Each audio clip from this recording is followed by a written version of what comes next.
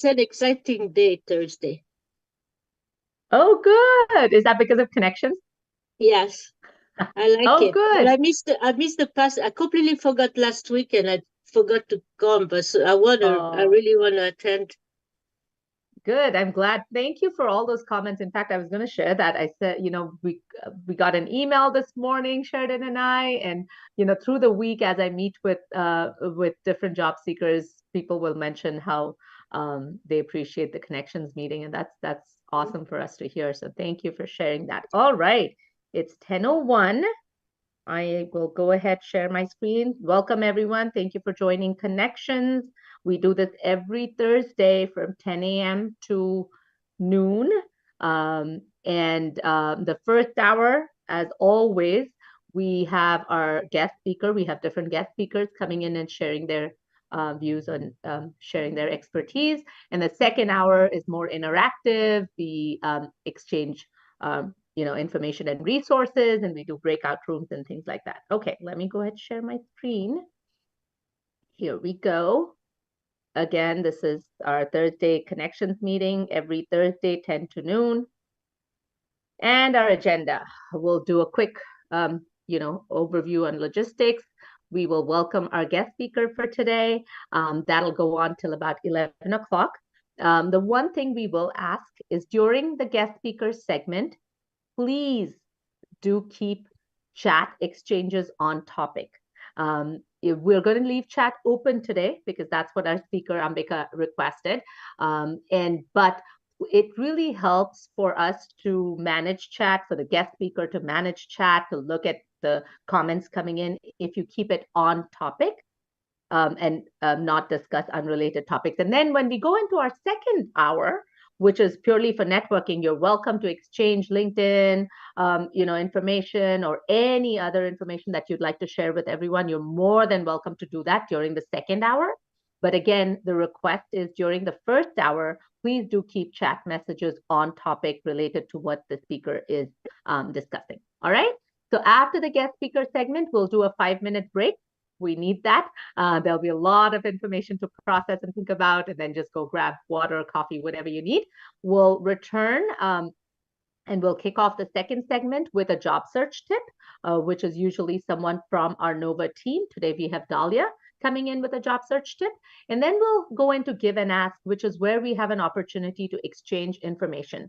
So Sheridan and I have about 3 to 4 topics that we wanted to share out information on.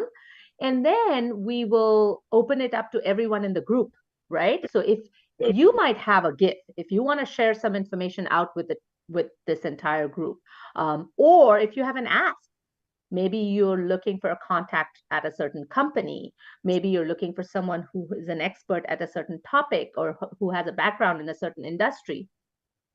This is your opportunity. We have 100 people in these meetings, over 100 usually.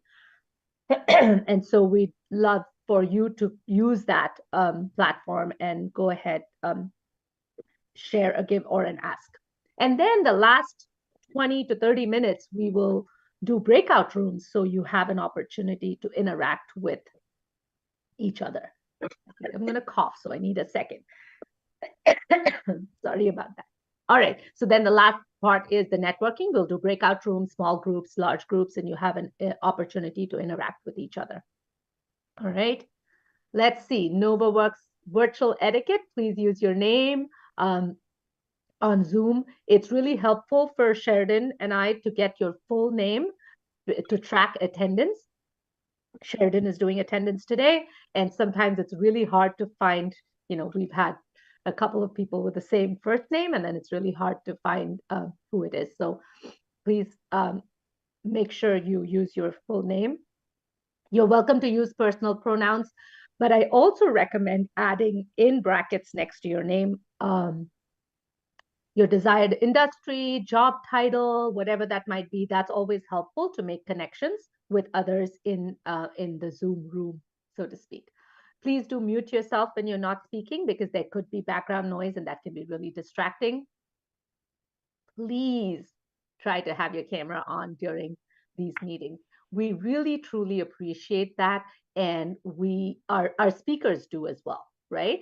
As you can imagine, when you're presenting, it's nice to see everyone's faces. It also helps with just keeping focus and keeping engaged through the session. So this is something we always remind you at NOVA through our workshops, through our connections meetings.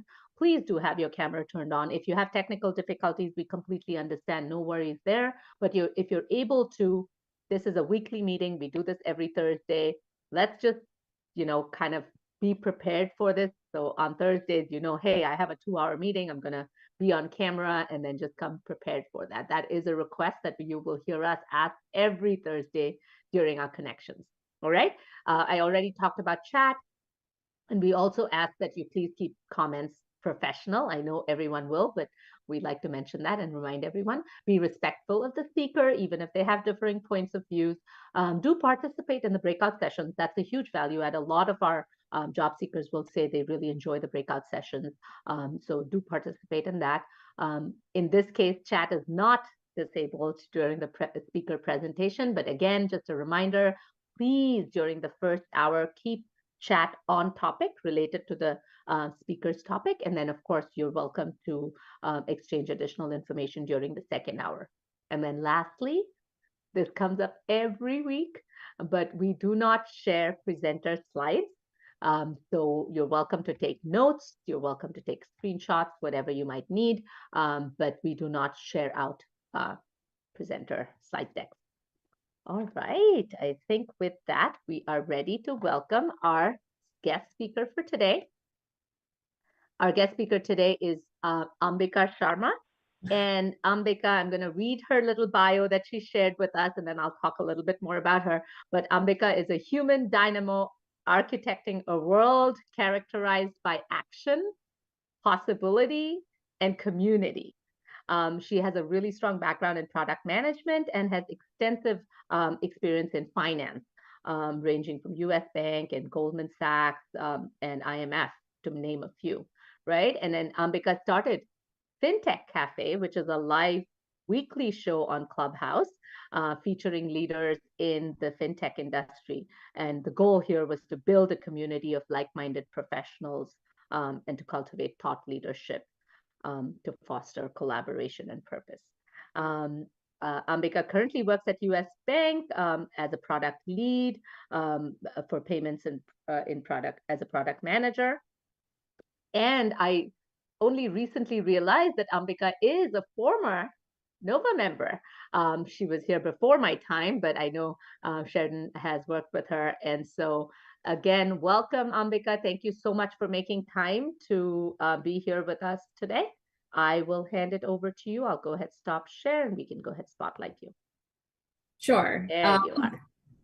Thank you for having me. My name is Ambika Sharma, and I was also a former NOVA member, as Vinny mentioned. And Sheridan was my my career coach. I don't know if that's your former title, sorry, but I see her as my career works, and I loved working with Ambika. Okay, wonderful.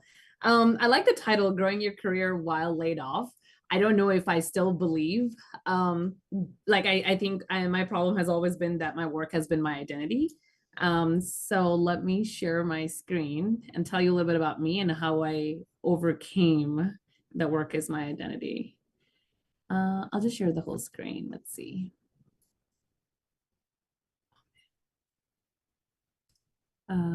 Sorry, I have to allow Zoom to share. Let's see.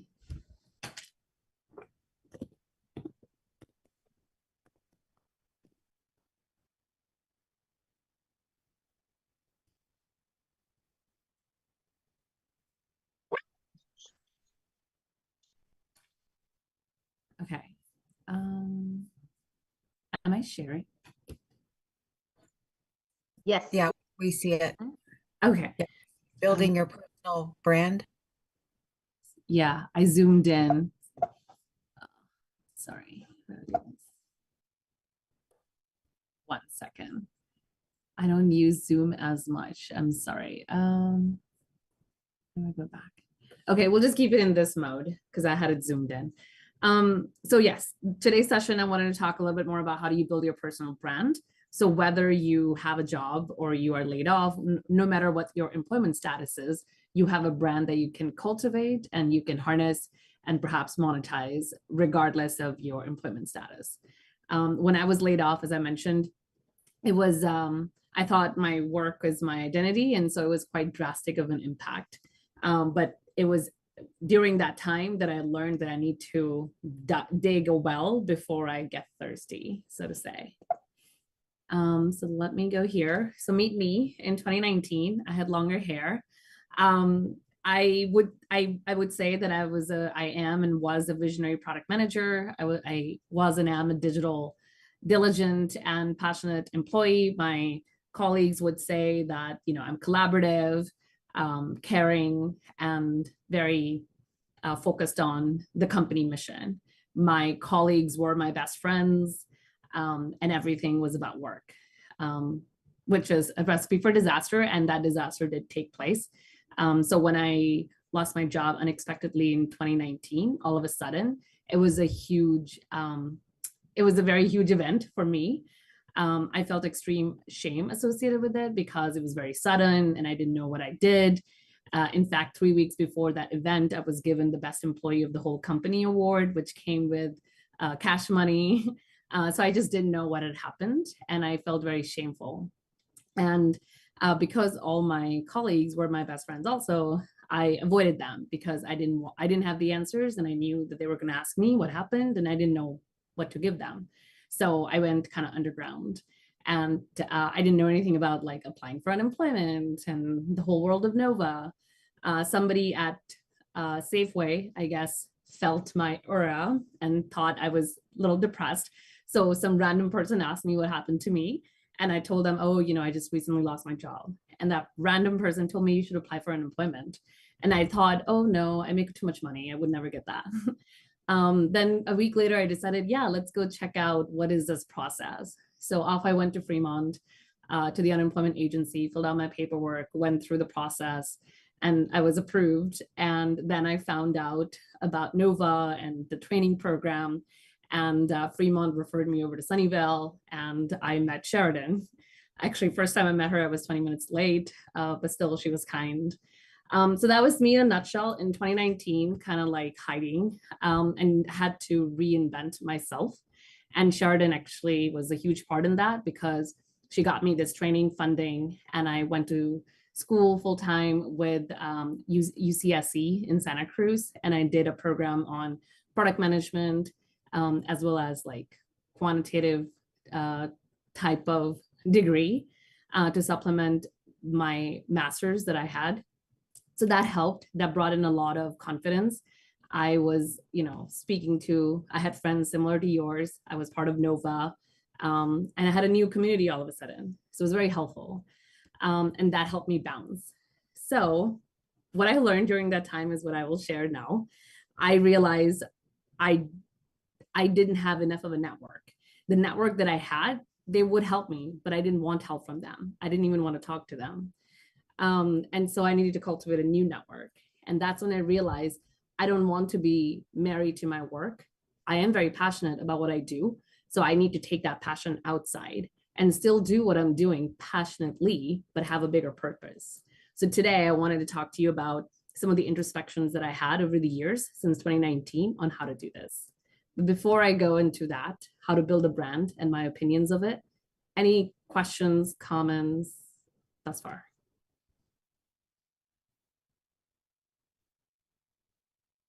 You have us all intrigued. I see no questions in chat, which is uncommon, but Sure. I think you can move. Thank you. There isn't a question, sorry? I don't see any questions on chat. Okay. Yes. Okay, so I will move to the next screen. I didn't know, I've heard a lot also similar to yours that you need to have a brand, you need to have a personal brand. And I didn't really A, care, B, believe in it. And I think I didn't care or believe in it because I didn't know what it was. And I found this quote from Jeff Bezos, the founder of Amazon, saying that your brand is what people say about you when you're not around. So how are they even describing you? It doesn't have to be negative. It can be positive and it should be positive, but what is it that they're saying? And being more deliberate about what is it that they're saying is what a brand is. I'm not I'm not a politician. I'm not the biggest strategist out there when it comes to branding, but I have realized that it's important in one's career, no matter whether you're aiming to be a CEO or just a mid-level person. It's important to own that narrative, because when it comes time for even bonuses or pay raises or who's not getting laid off, those adjectives behind a closed door where you are not present will matter. So branding, I was thinking, let's talk about branding, how we formally know of it. It's more from a marketing. It's let's say Starbucks. How is Starbucks going to brand itself? Everything starts with what is the identity? It may be Starbucks. It may just be a coffee, but Starbucks ought to be more than a coffee because it needs to distinguish itself from other competitors. So it all goes back to what is your identity? Who are you? Whether you're an individual or a brand like Starbucks. What's your logo? That goes into your branding. How will you actually market this? What's your strategy in terms of where will you place your logos? Who are you associating yourself with, etc. So this is like high level branding that we know of. This is just how today brands such as Starbucks and Nike, how they play. But we can use the same game, we can use the same template for ourselves as well. So this is, again, my view. You can think of your brand in 6 steps. And most of you, I can't see everyone, but I think all of us have our own experiences when it comes to introspection and who are we and where we want to go.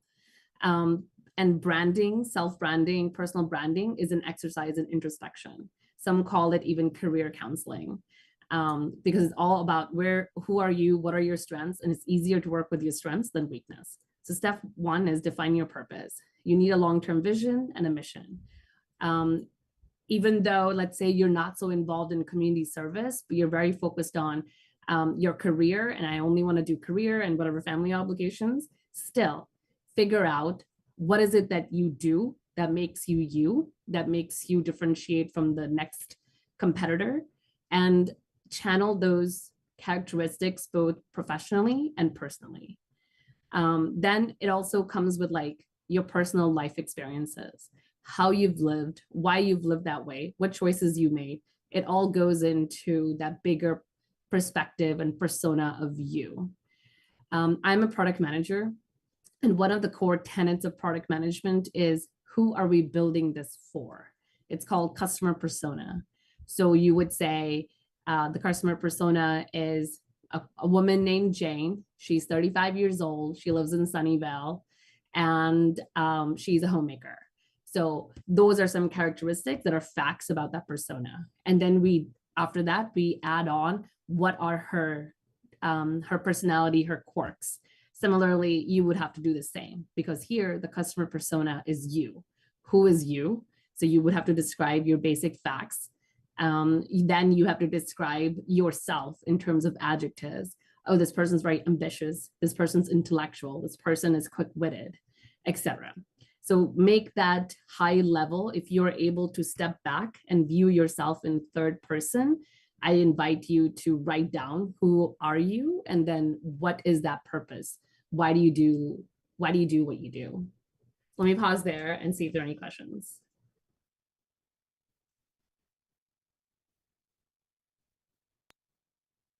I see none, except Okay. Great intro, very relatable. So Okay, good. Good.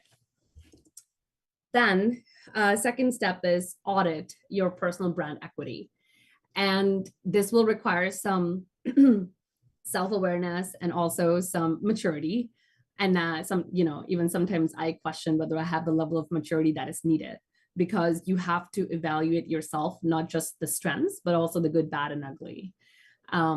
What are some things that people are saying about me, or why did I get rejected from the job? What did I miss? Be able to go in and ask those questions. The first step is, again, your self-assessment. You may have heard of something like career counseling. You do a 360-degree evaluation. asking others in your circle about you, how they would define you. Similarly, let's start with you. How would you define yourself? Again, the cultural capital, which is the life experiences that have shaped you, those matter. Me, for example, I'm originally from India.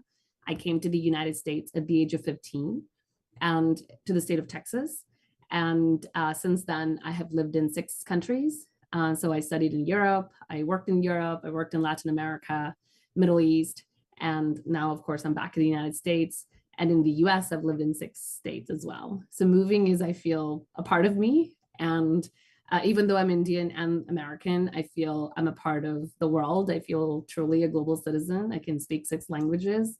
So those things matter. And I think when you do your self-assessment, don't overlook your cultural assets as well. So let me pause there and see if there are any comments or questions.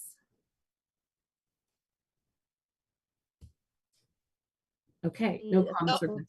There is one question about, talk a little bit more about how you've done your self-assessment. Okay. I think it kind of happened with Sheridan. So at Nova, I think, I'm not sure what the process is today, but back in 2019, when I went through this process, there was a sheet where we had to do self-assessment in terms of our strengths. And strengths are fine, but I felt I needed to dig deeper. Why is it something that I feel is my strength? Is it a strength because society tells me it's my strength? For example, I have always been told, oh, you're so passionate, you're so dedicated. And then my weakness, society or my friends always tell me, you're so impatient, you want everything right away. So those were the 2 that I would have said is my strength and my weakness respectively. But after having gone through this phase with Sheridan and others, what I have walked away is that society was telling me incorrectly what my strengths and weaknesses were. So my weakness was told to me as impatient, but I actually think that's my strength because I work with a sense of urgency. I'm able to connect 2 or 3 dots ahead than an average person. And therefore I'm able to lead the strategy or lead whatever there may be because I'm able to connect dots. Hopefully that doesn't sound arrogant. I just work with a sense of urgency. And then my weakness is actually that I'm too passionate and too attached to the fruits of my labor. And I need to find a balance in terms of when to let it go. When is it not worth it to keep fighting? Because I do fight a lot. So that's how I have done my self-assessment. Yeah. Any comments to that or anything you want to add?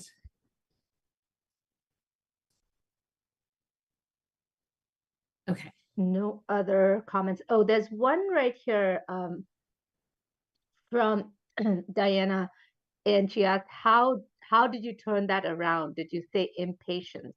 Was a comment on chat right there. And then what if one's strength and weakness are the same? Developing an overdeveloped sense of responsibility is a comment there.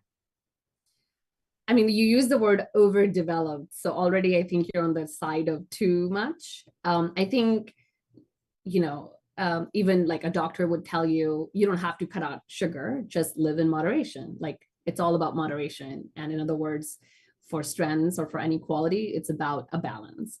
As long as you're aware that a quality can tilt toward too much, then it can harness, negative outcomes. For me, passionate is a positive, but I do agree with others that perhaps I take passion sometimes too much into the negative because I will fight no matter what. I'm not afraid. So when somebody tells me nowadays, oh, you're so passionate, that's my cue to step back and be like, oh, is this person trying to tell me that I'm fighting too much and perhaps I need to drop this case? So that's my cue. And you were saying another question was, what if a strength is equal to a weakness? I think that's up to interpretation. How is it used? My passion on one side is positive. I'm engaged at work. Managers like that. But maybe sometimes my passion can be irritable to others because I won't let it go. So you just have to find that balance. And it's a day by day act, actually, to me. I'm not some guru, right? So this is just my opinions. I have another comment here, and I think you already kind of mentioned this, but it's reiterating that if you had not lost your job, would you have never done this type of internal self-reflection? Was that your trigger? I mean, that's a little bit of what if. I'm not sure. Hopefully, I would like to say I would have. Just around when this happened, I had also discovered meditation. I do something called Vipassana meditations once a year. And those are 10 days of silent meditation. So no reading, no writing. They wake you up at 4 and you start at 4:30 a.m. and you go until 9. And it's just you and your thoughts. So there comes a point where you will learn to like let it go, whatever you're holding on to. So I think meditation has also helped. But I don't know. It was a very huge event for me. I know in the hindsight, like people experience job losses like often, but for me, it was such a big deal. All right. And there's, did you want, well, there's, comments are going to keep coming in. So I'll take this last one and then we'll let you move on.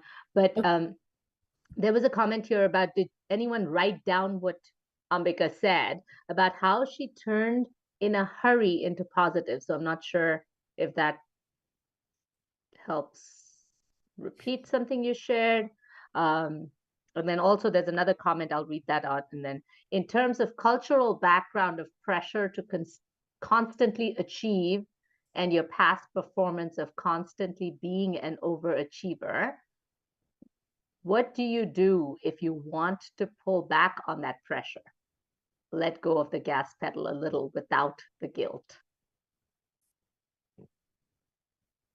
I don't think I let go of the pedal. So I think I'm still like holding on to the expectations. I let go of it in a different way. For example, now, like, yes, there's expectations from me, from society, family, whatever, but there's also expectations that I have from within. And I'm at a point in my career where I realize that I'm very good at strategy and I don't want to just do strategy for a private company. I want to also bring that mind into like society to improve like how we do what we do. So I do a lot of non-volunteer or volunteer activity at nonprofits. And I'm actually I'm soon going to be bringing one nonprofit from California and expanding it to Texas. So I'm channeling my energies into like expansion of good things that I see in society and bringing it to my hometown in Texas. So I don't think I've slowed down. I'm just behaving differently.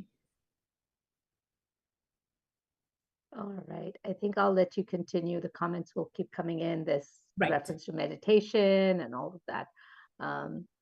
One quick one, you don't have to address it right now. Personal brand equity merged into elevator pitch or keep separate.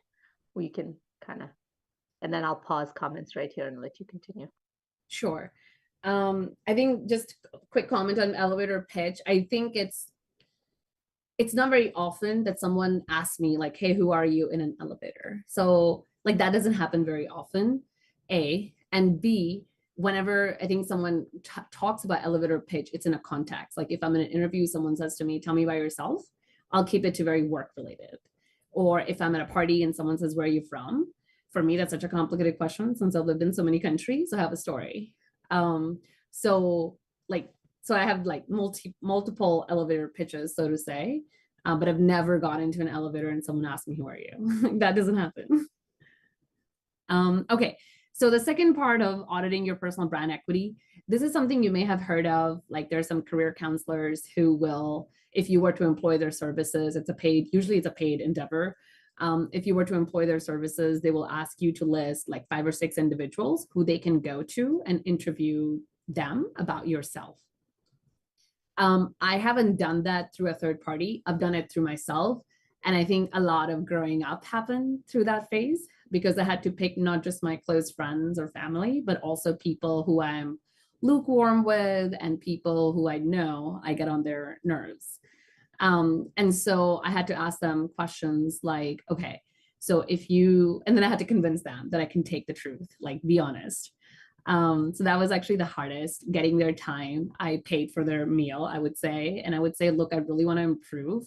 And you have a view that I need to understand. So if you and I can come together, I'll pay for your food. I really want to know your opinions about me and what I should work on. And usually that goes a long way, but it requires a lot of maturity.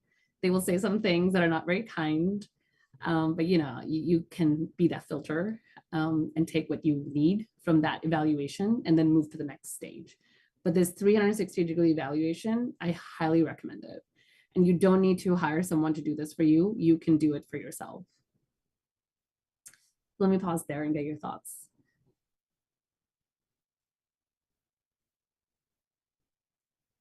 It's all sinking in. I see a lot of nodding heads. I don't see any comments in chat. Okay. How I went about soliciting, I only selected 5, I think, in my first round. And I went with, a family member. Actually, they were the harshest. Then I went with people in my immediate circle, and, they fanned me in my ego. And then I went to individuals who were lukewarm. They were more helpful, to be honest. So I would say if you have to pick 3 out of 5, go with people who feel neutral about you, because they will give you the more truth than other individuals. Okay. No other comments or no comments. Third is to construct your personal brand. So as I did all this, I want to tell you, I wasn't doing it deliberately. I wasn't on an exercise of building a personal brand. I knew very much that I needed a new network that saw me in many facets and not just one facet. So that's what I was deliberately cultivating. In the hindsight, I happen to have built a brand. I'll tell you, I think we're a good point to tell you the end, which is today in 2023, I have a job, thank God. And it pays me enough that I can do a lot of volunteer activity with nonprofits and without any extra need for money, because that's very important to me, to be involved in the community. And I want to now be a founder of a nonprofit. And that's what I was saying. I'm working on that with a nonprofit. It's easier to partner and expand than start from scratch. So that's what I'm currently working on. And I started a podcast. Again, wasn't trying to build a brand. I have a need for intellectual conversations. And during COVID, I had a job. However, it was like this on a screen, and I met like 5 or 6 people, the same people every day, but I wasn't getting my intellectual juices. And one of my learning mechanism is just talking to people, meeting people. And because of COVID, we weren't meeting new people. And that made me realize that, I'm not learning about what's happening in the industry. Clubhouse was booming, and there were a lot of good conversations taking place on Clubhouse. But to my satisfaction, there weren't enough for fintech, financial technology. So I used my network, and I got a few founders of fintech companies to come on the show. And week after week, we were able to do more than 60 episodes without any pause. We even got the White House on the show. That was exciting. And then, so that was another thing. And then I'm passionate about women, like growth of women in career, just all around the economy. But I'm more based in technology, so women in technology. And so I helped put together the largest conference for women in technology called Grace Hopper Celebration. I got the White House involved in that. And I interviewed the Deputy National Security Advisor. Her name is Ann Newberger, and she's responsible for cybersecurity and emerging technologies. And I did one-on-one fireside chat like this. So yeah, that's the end, but hopefully it's not the end, but that's what I have been able to cultivate, just some examples. But it was from a point of view of have many identities and not just work identity. So that was my only deliberate effort. And I did it indirectly by following this process, but it was not deliberate. Construct your personal brand. So somebody had asked about an elevator pitch. it's about telling stories. So when somebody asks me in a resume, in an interview, like, tell me about yourself, I know it's about what do I bring to the work. And instead of saying, you know, I am a visionary product leader, which I said to you, I have a different story. I tell them about how I have launched something from scratch and scaled it to 1 million customers in a matter of 6 months. So that's a story I tell, and that activates, like, you know, whatever senses. If they're not paying attention over Zoom, gets their attention, and then we deep down, we drill into the details. So yeah, I'll pause there and get your thoughts. But my comment here is you construct a brand by telling stories. So tell stories. Don't answer the question, tell stories. And that's something everyone at Nova should have heard before. So I hope that's not the first time you're hearing it, but that is such a great reminder. Thank you. All right, so I see a couple of comments here. Ronnie, I'll have you save your comment for later. I know you asked something about how to self-assess. When we do Q&A at the end, maybe you can bring that back up. But the more recent one that I just received is going back to the previous conversation, the trait that you mentioned that you like to fight. If you mentioned that in an interview, could that be perceived as a negative, as it could result in too many conflicts? So I'm sure you wouldn't use it in that exact same way, but if you want to talk about that. And then I have another question around working in Texas versus California, and we can bring that up in the Q&A at the end as well. Sure. I wouldn't, in an interview, I wouldn't say I love to fight. But I would say something differently, which is I'm dedicated, I have perseverance, I don't lose sight of the goal, no matter how many obstacles. Like, I will tell the story that way. But I wouldn't, again, don't answer the question. I know we're taught growing up to answer what is asked, but in an interview, don't answer the question directly, tell stories. And then they will understand the context behind what you're saying. So you answer the question from a lengthy story, so to say. And then Texas versus California. I mean, California is also a big state, so I will just say San Francisco. The Bay Area, there's just much more innovation and more alacrity for new things.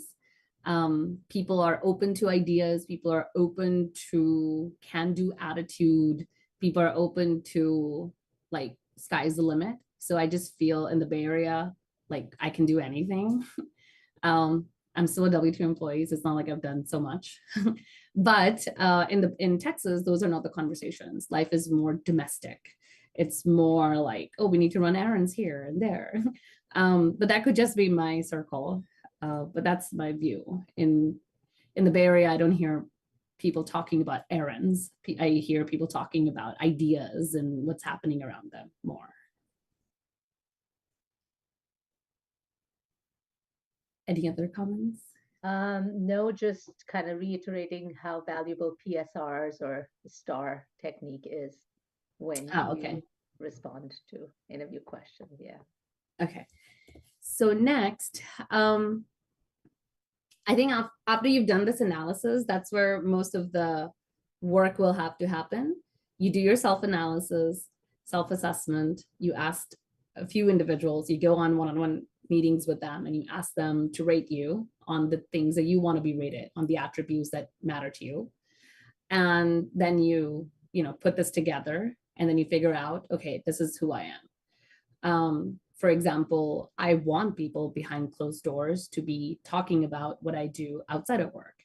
I want to be known as someone who's active in the community.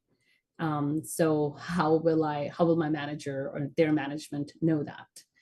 So the onus is on me to make them aware of the things that I'm doing externally. So yeah, I think then you have to embody who you are, the good, bad, and the ugly. Focus on the good, because it's easier to work on your strengths or build on your strengths than build on your weakness. So my motto is always just work with your strengths. Everybody has weaknesses. Then you have to communicate your brand story. Vinny said a few lines about me when we started the call. That was my exercise of what is my brand story. And I said I was a human dynamo characterizing the world with action and community, I think I said. Vinny, you can correct me. So that was my brand story. That's who I am. And that's how I want people to talk about me behind closed doors, that I am many things. I'm not just that one square.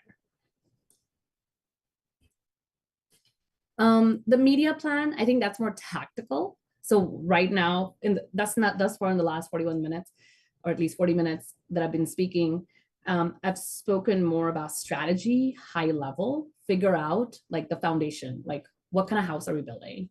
Are we building a 2-story house, 3-story house, single story? Are there 1 rooms or 1 room or 5 rooms? What are we building? Once you have that understanding, then you can figure out the tactical, okay, so, you know, is the house going to be facing east or west? Like you can figure all that out later. But first is like, what are we building? And therefore, after you have figured out what your brand is, then you can channel different media outlets. LinkedIn is the most common one. I'm sure you know, but nowadays, somebody I have to go into a meeting with, I check them on LinkedIn. Like, who are they? Where did they go to school? What have they been doing? So LinkedIn is like almost a go-to. I work at a company and we have an active directory, but our directory is not very helpful. It just tells me their hierarchy. It doesn't tell me much more in terms of who are they. So I supplement the directory at work with LinkedIn to understand who is the individual I'm about to go to interview with. As a product manager, I don't have people that really report to me, but I have a lot of teams that depend on my strategy, communication, in terms of what are we building for the next 1 year. And so I have to convince them as well that this is the right thing to do. And a lot of convincing and relationship management goes back to who am I speaking to? What's important to them? So I go on LinkedIn and I try to find common denominator and I build from there. So similarly, it's if whatever is important to you, you should list that on LinkedIn because others will see it. Any comments or questions? Everything you say resonates. I don't see any comments though. Okay. Good stuff. Thank you. Okay. Then comes what are some other ways besides LinkedIn? So I happen to have a podcast, and my podcast is called FinTech Cafe, and it's available on all major podcasting platforms. So if you listen to Spotify or Amazon Music or Apple Podcast, it's there. So a lot of times people will look me up, like coming into an interview, they will have done more of their back homework than I have done on them. And what I've found is you don't have to start a podcast because it's so much work as actually, but you can, if you are an expert in some field, you can reach out to different podcasts and say, hey, this is my expertise. I would love to be showcased on your podcast. So you can communicate your brand or whoever you want to be in the public sphere. You can channel, you can find which channel to go and broadcast, so to say. So if we were selling you, the customer, which media are we going to use? LinkedIn is like default. You have to use that, but LinkedIn is not enough. What else? You know, I don't know if you have some of the other social media like Instagram Live, LinkedIn Live, but those are also some other mechanism you can use to build some more rapport that you have a following. And that's how one can become an influencer. By happenstance, I became an influencer, but I wasn't trying to be. And now that this label is on me for being an influencer for either women in technology or fintech, I try to be more deliberate in terms of what are the brands that I'm making space for. Maybe I'm being too deliberate, but I try to be, because people look to you for certain characteristics. I don't want to say I'm a role model, but like I just need to be a little more careful in terms of which brands I bring to the podcast and what do we talk about and what do we not talk about. So as you go on your journey of becoming an influencer, just be mindful of like what you're cultivating as well. Okay, Then socialize your brand. And this is where I was saying, for me, it's important that my management knows what I'm doing externally in terms of nonprofit engagement in the community. So that is on me to socialize that side of myself. I have done that by creating a partnership with US Bank and the Oakland Housing Authority, built a financial literacy type of relationship between the two institutions. US Bank provides different type of financial literacy workshops with Oakland Housing Authority. It's a formal relationship, and I used US Bank, so of course my management will know about it. So that's sort of like how that one happened. But I kept doing more of these things because for me it was important. And then I also have included that as part of my professional goals. Every year we get rated on our goals, and one of them is community engagement for me. And so my boss has to comment on that as a result because it's in my performance review. Okay. And then, you know, as you go, you'll have to reiterate, because even though that was 2019 and now it's 2023 and it's only like 4 years, I have changed also. By doing some things, I've realized more of what my strengths are and more of what my weaknesses are and what I actually like to do and where I want to go next. So do I want to keep my podcast? I'm not sure. But what aspect of this public influencer brand do I want to take forward? So that's what I was saying, that now I'm more focused on getting a nonprofit to expand into Texas. It's basically doing free taxes for low income individuals, and it's a partnership with the IRS. And I would like to bring one of the nonprofits that I'm involved with in the Bay Area into Texas. So I hope that happens in next tax season, which will be February 2024. We will be in operation in Texas. So yeah, meet me now, podcast host, an influencer in financial technology. I have gotten actually lots of invitations to speak at conferences. I have spoken at Money 2020, which is the largest conference in finance. So I've spoken there 3 years in a row. I've spoken at smaller engagements. They pay for my airfare and hotel. So I even got a small, like $500. But in general, I've kept I've kept a rule to not accept money because I'm in the same business. So this way, my employer doesn't have any issues as long as I'm not accepting money. So because of that reason, I just never accepted money. But you can as you become influencer and build your expertise. So yeah, that's the IRS Vita Volunteer. I currently do that with 6 nonprofits in the Bay Area, and soon I'll be doing that as a nonprofit founder, so to say, in Texas.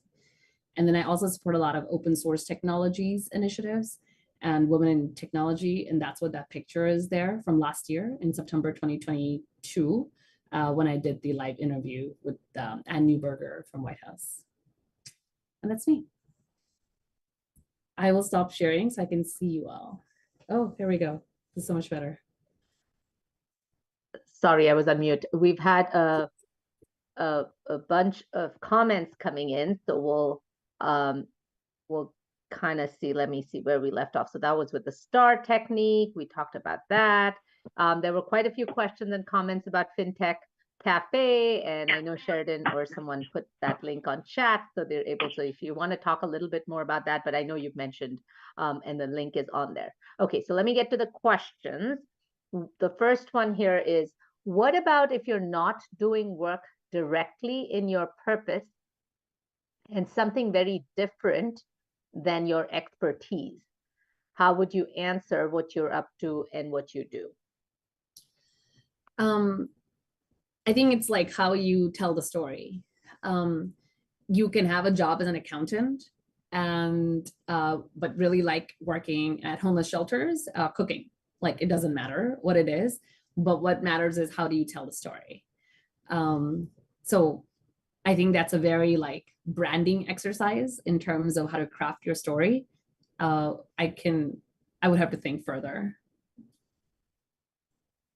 All right, here's one more. This is about the influencer status. How long did it take for you to earn the influencer status on social media? How did how did you get content for your podcast? Is it all interviews, or do you offer your own point of view on fintech as well? It's just all interviews. In terms of how long did it take, I started the podcast, I think April 2021, or yeah, 2020 was COVID year. So yes, 2021. April 2021, I started the podcast. How do I get the content? I would just invite the founders or executives from various fintech companies to talk about how they're shaping the financial sector. The questions, I never gave them in advance, but the questions were mostly around product management. How do they come up with the idea? Why are they the right founder to solve for this problem? How do they find their product market fit? How do they scale? What were scaling challenges? So it was questions like those. And I was only responsible for doing this for 30 to 40 minutes. After that, we opened the floor to the audience, and audience also got to ask questions live. So that created more content. But again, I wasn't trying to like start a podcast. I just wanted to have conversations. So like that was the goal. And I wanted to learn, and I wanted to cultivate a community where asking questions from operators was not a big deal. Like that should be a norm. So those were the two North Stars. Okay. How did you identify what nonprofits to engage with? So I think I'm somebody that just does a bit too much, but I tried a few things to see what would work. And last year or this year, January 7th or so, I think the deadline was, 2023, I applied to become a White House Fellow. And it's a fellowship for a year. And you basically become an advisor to one of the cabinet members. And the deadline was, I think, January 7th or so. And I applied, submitted all the application. It was 5 essays and 4 letters of recommendations. It was such an endeavor to finish that application. And I sat there feeling very depressed on my couch. I felt, okay, how are you going to compare me to a military, to doctor, whoever? Because when I'm being compared to like the whole world, somebody who's a reviewer, they're going to judge us all in terms of our swim lanes. So I, who calls herself human dynamo, will need to find a swim lane. And I didn't know which swim lane did I exceed in. And so I was sitting on my couch, feeling all depressed. And then one link led to another. I ended up on the IRS's website, and they had this program called the Volunteer Income Tax Assistance Program. And all you had to do was get all the certifications. I did not leave my couch. I got all certifications in that one night. I'm okay with taxes. And then the IRS just kind of connected me to the nonprofits based on my zip code who needed volunteers. And I thought I was too late in the game because the tax season was about to begin in February. So I said yes to whoever would say yes to me. And that's how I ended up with like 6 nonprofits. But it's been really good.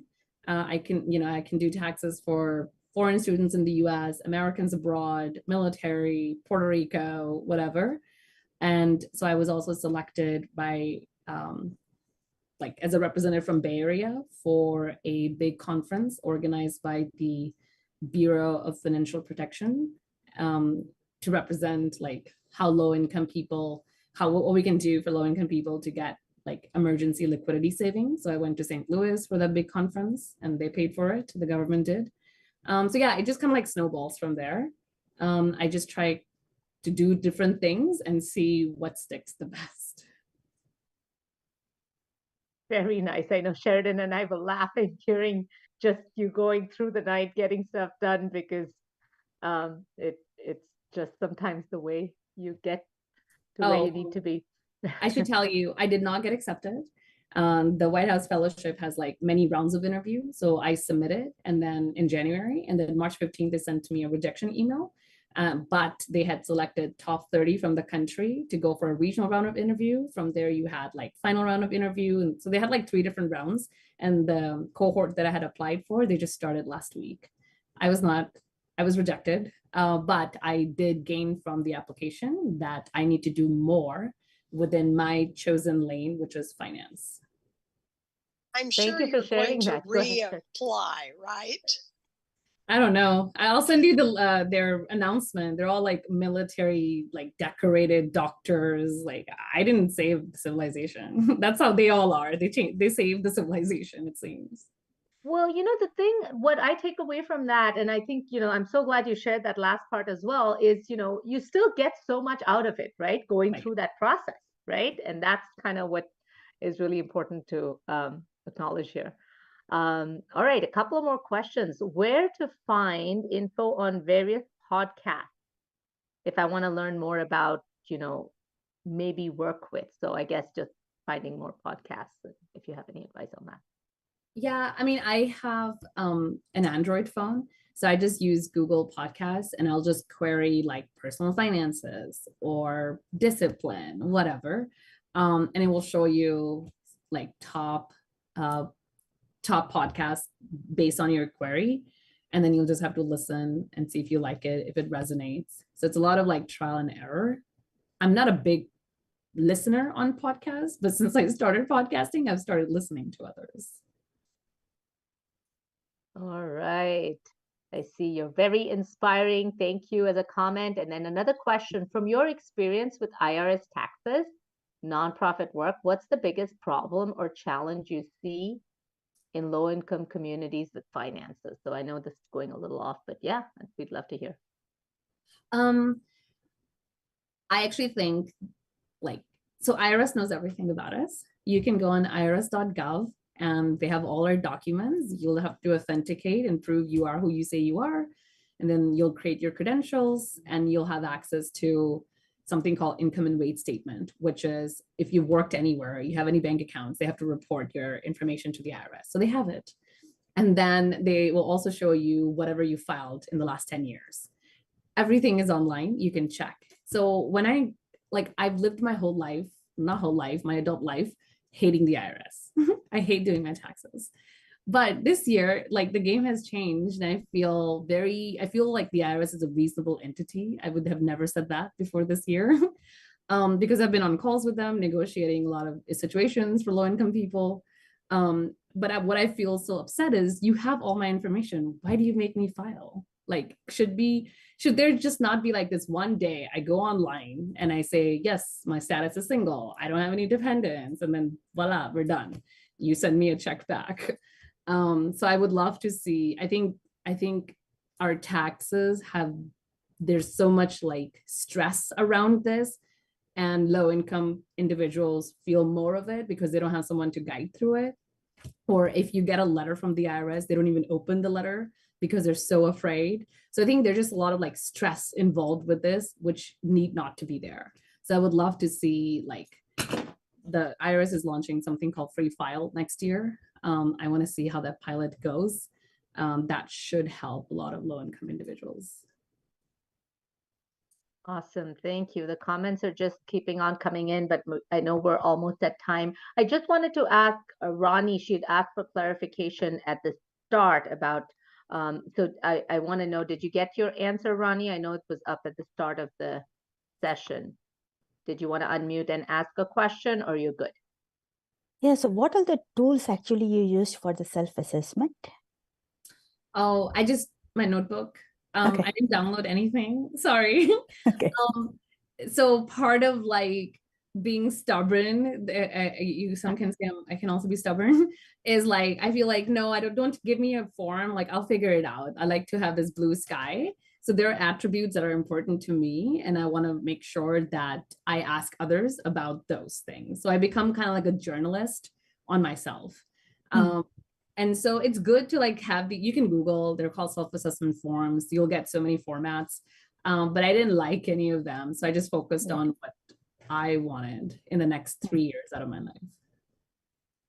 Thank you. And you know what? This is something when I work with, thanks so much. When I work with, in career advising sessions as well, I always say that first step, right, to get to branding is self-awareness, self-reflection, however you do it, right? There's, hundreds of self-assessment tools out there, or it's as simple as taking a piece of paper and going, this is, just making 2 columns and kind of starting from there. So thank you for sharing. I think the whole idea is to just hone in on your value proposition, and the goal is to create that image that you want people to perceive you as. So Thank you, Ambika. That was awesome. Lots of great comments. Love your enthusiasm out here. I just see lots and lots of positive comments. We really appreciate you taking the time to come out here. We'd love to have you back sometime in the future. All the very best.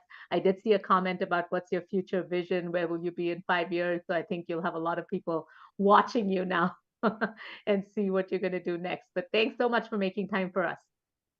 Last thing, where would I want to be in 5 years? Like, I don't know, but I know the qualities I will be. Like, wherever I am, like, these are the set of 5 things that I should be demonstrating. So that's how I usually answer. I don't know where I'm going, but you will see me definitely engage in the community, deepening relationship with XYZ community. Like, you will, like, that's how I would say to answer those questions, focus, bring it back to like the qualities of who you are. Awesome. Thank you so So, very Ambika, much. how do we connect with you? Oh, Did you want to put your LinkedIn on chat for us? I'm using my personal laptop that I haven't opened in ages. Oh, we can stick that in. let So me when we see. come back after the break. We'll add it for you, Ambika.